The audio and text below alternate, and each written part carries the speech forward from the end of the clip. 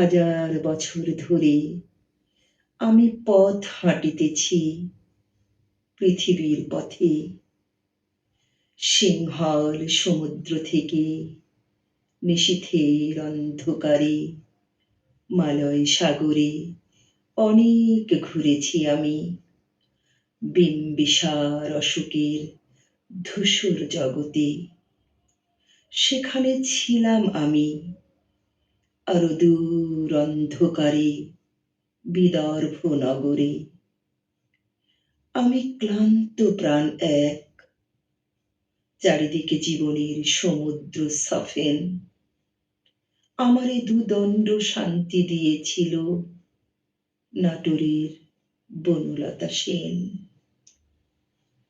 চুল তার কবেকার অন্ধকার বিদিশার নিশা, মুখ তার শ্রাবস্তির কারুকার্য।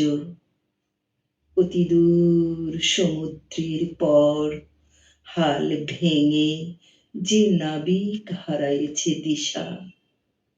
সবুজ ঘাসের দেশ যখন সে চোখে দেখে দারুচিনি দ্বীপের ভেতর, তেমনি দেখেছি তারে অন্ধকারে।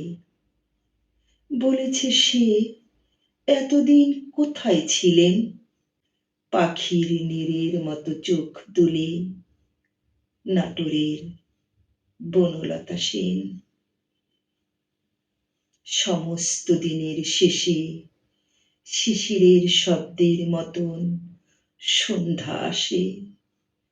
ডানার রৌদ্রের গন্ধ মুছে ফেলে চিল।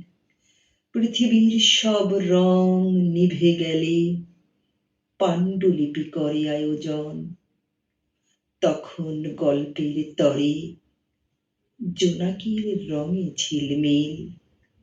সব পাখি ঘরে আসে, সব নদী ফুরায়।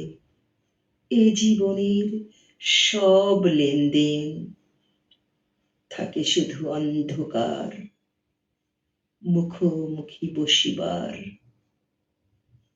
বনলতা সেন।